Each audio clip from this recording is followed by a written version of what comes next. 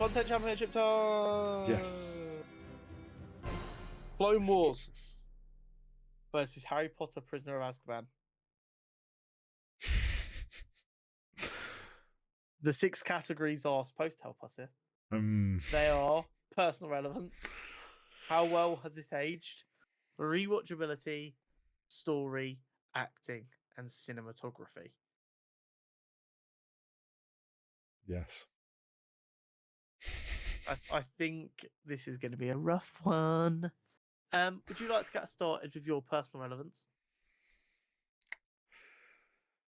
So, Clone Wars spanned many years. Mm-hmm. Some might say too many. No, not enough. I remember watching some of that in the early days. Never watched it fully, and then it was a few years back now actually, but I went back and I rewatched the whole thing in perfect time for then the final season coming out. Definitely, like, completely changed my view of the prequels to being like, they were kind of bad, liked some of it, to actually the prequels were decent films. They just didn't have enough time to kind of tell the story properly or in depth enough. So they definitely grew my love for Star Wars a lot. Harry Potter and the Prisoner of Azkaban. It's a great film. Loved the Harry Potter films. British classics. British culture at this point. I wasn't a person who read the books. So it's like, yeah, cool. Harry Potter films were great. Don't have as strong of a love for Harry Potter as I do Star Wars. What about you? So for me, I do think the Clone Wars is iconic. And it elevates all other Star Wars media just by the context it adds. And it does that in a very good way.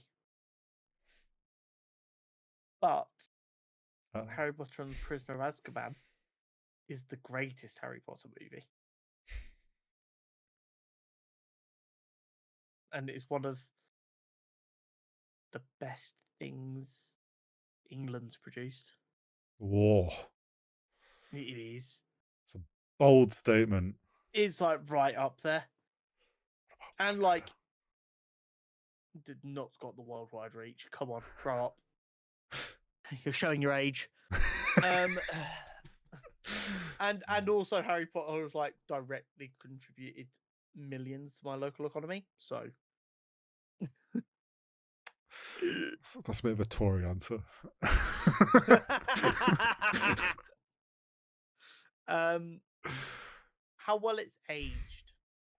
So you're not gonna like what I have to say here. Uh-oh. While the Clone Wars does age better with every new Disney Plus show,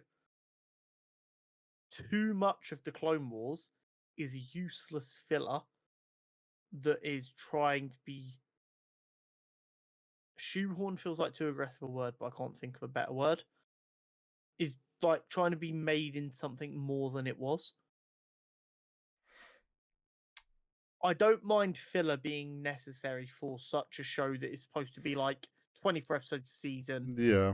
For an extended period. I get there has to be filler in there. It does feel potentially like with some of the new Disney Plus shows, they're trying to make sure none of that filler has gone to waste.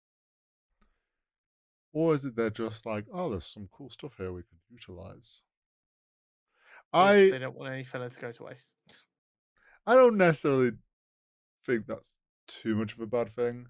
I feel like the Clone Wars, like you say, have aged well, and with new Star Wars stuff, kind of ages like even more because context is found there.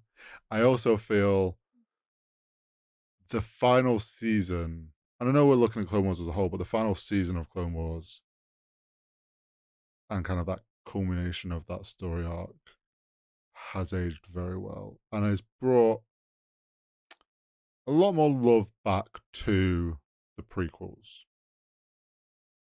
I agree. Harry Potter, I mean, it's always been well received. Yes, 100%. I mean, it's aged well. Don't get me wrong. Like Harry Potter, its sense has aged well. More people talk about it. More, it's reached further over time. I mean, I've seen like 10-year-old kids walking around in all out Harry Potter dress up, and like 10-year-old kids were born after the last Harry Potter film came out. I've seen 10-year-old kids with lightsabers. So, They've had Star Wars films in their lifetime, dipshit. so your point. You know exactly what my point is. I know. Um, in the 80s, Mm. kids dressed up as Darth Vader. In the 2000s, they dressed up as Darth Maul. In the 2010s, they dressed up as Kylo Ren. Yeah, Kids are still dressing up as Harry and Ron I and know. Hermione. It's Oh yeah, it's a rough one. it is. Harry Potter has not gone anywhere, and if anything, has got No, a stronger fan base. So yeah, it's cemented itself in a way that I don't think anyone could have predicted. no. Um, Rewatchability. I This is a mean, recurring theme. we can just like this is a simple answer. Harry Potter is a singular film. Yes, it's infinitely easier and more appealing to sit down and watch 1 2 hour I film I am over 10 seasons. I am never going to go back. I'm pretty confident saying I will never go back and watch the Clone Wars fully start to finish ever again. Yeah. I You'll will watch if the arcs you care about. I will go back and watch the necessary watch list for the important stuff. Yeah. That is the most I would go back and rewatch, and that's if I was doing a Star Wars marathon. Yeah. I may watch 100%. the last season again, but that's not what we're talking about here. And even that alone is probably longer than Prisoner of Azkaban. Yeah, absolutely. So But again, that's an arc that's valid to watch, but it's still yeah, less rewatchable simply because it's a bigger time commitment. And also because Harry Potter like isn't there isn't as much Harry Potter, a lot more of it is easy to like remember. So like mm, if someone just puts Prisoner of Azkaban on, even if you're not a mega fan and you've only seen all the films once, you'll very quickly kind of remember what one this is. yeah. Oh yeah, it's Um, like Harry Potter is which makes it significantly so easier much to more rewatch. yeah. Story. This kind of goes back to what I was saying in how well has it aged. Some of the Mm, arcs in Clone Wars are masterpieces that are yeah, so well put together. But there are also some which, like you said, you're just going to watch the necessary watch list. They're completely skippable. There are some 3 or 4 episode arcs that you never need to watch a second time. yeah. I would say if you look at Star Wars as a whole, there's kind of two major stories to it. There is the development of Anakin and like actually how well they wrote his fall to the dark side and how they progressed that. I think that is done incredibly and why a lot of people now love the prequels and have a lot more love for Hayden Christian and Anakin as a character. And then we've also got Ahsoka and her journey through the Clone Wars, which people love as well. And both are great stories.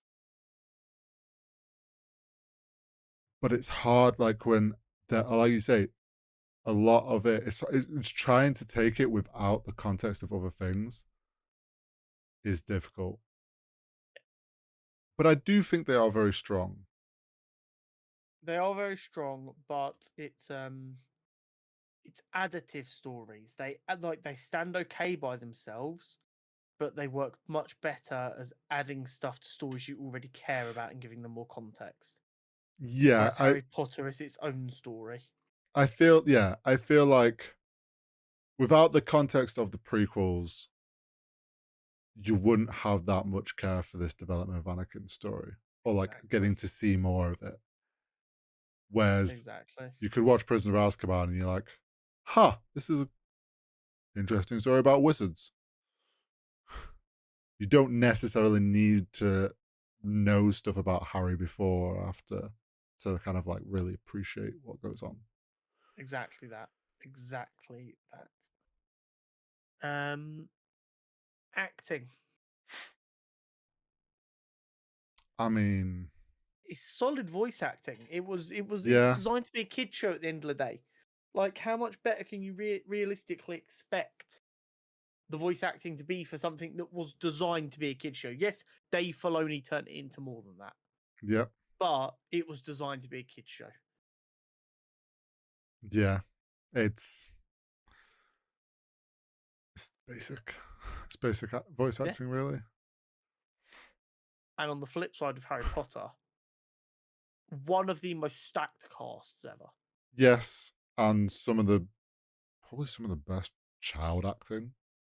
Yeah, For I Harry Potter. can't think of many better. So yeah, it's kind of like, unfair. and also, like, not that it really affects the quality of the acting. Can't think of many more cases where a child actor has become as well adjusted as an adult as these three have. Yes.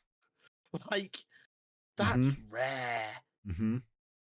I know Daniel Radcliffe had a rougher time near the end of the Harry Potter stuff, where, like, for 3 years straight he wore the same outfit every day so that paparazzi would leave him alone because all the pictures looked identical.